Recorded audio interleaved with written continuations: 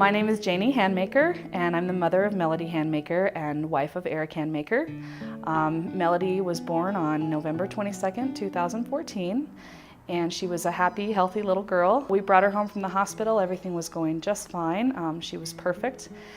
And then in April, she started doing some weird eye movements, and she would pull up with her body with her fists and her legs.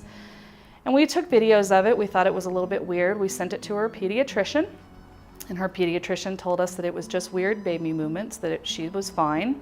So then it interrupted her feeding, and so we decided we needed to take her into Children's Hospital.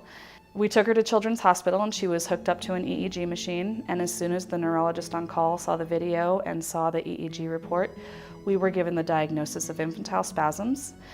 A couple of days in, an MRI confirmed that she did have a brain malformation and that she would be at risk for seizures for her lifetime. So while we were in the hospital, we were given a couple of options for treatment of the actual spasms.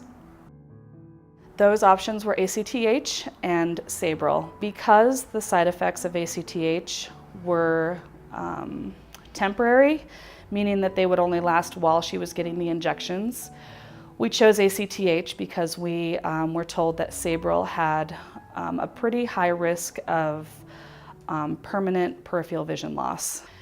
When we were in the hospital, Eric learned how to give Melody injections in her legs, and so every morning at 6 a.m. and every night at 6 p.m. she got a shot in her tiny little thighs. So we finished that 30 days. Her spasms had stopped, but she still had a very abnormal EEG. And then a couple days later, after we had weaned her completely off of ACTH, they slowly came back. On August 1st, we decided to put her on Sabril. So we started that, and about 6 weeks in, we decided it wasn't helping, and so we called her neurologist and asked for an EEG for a baseline, because at that point we knew that we wanted to give Charlotte's Web a try. We had hoped that she would be one of those miracle babies that you hear about where after the first dose of Charlotte's Web, all the seizures are gone and you never see them again. But we were also prepared after talking to the realm of caring that this stuff takes time sometimes and that it needs to saturate her body. And so we went in knowing and giving it a fair shot as a real medication that we were going to give it 3 months to see if it would work. And about 3 weeks in, we started to see some pretty significant improvement in her cognitive abilities. She was just more alert. She started to come alive. She was babbling again. She was interested in books. She was interested in the fan going around. These things that we had noticed that she was just sort of oblivious to at that point when she was having seizures all the time. And she just kept getting better and better, and the seizures seemed to be getting less and less. And 7 weeks in, on November 5th, she had a really, really bad episode. She had hit her head because of the seizure that she was having.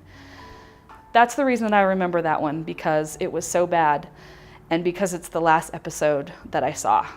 So 7 weeks into Charlotte's Web, no more spasms, no more infantile spasms. So what the doctors told us CBD would absolutely not help with cleared up her spasms. Then on her birthday, she said "Dada" for the first time, and that was only a couple weeks after her being seizure-free. So, when they tell you that your child could not survive childhood because seizures or because breathing problems, you start making a different life. You start talking about different things. Your life starts to focus around seizure control and what kind of meds you're looking at in the future. And so back in August, Eric and I's relationship sort of changed. We're best friends. We married each other as best friends, and Melody was sort of a surprise, but a gift to us. And so when we'd pass each other in the hallway or in the kitchen,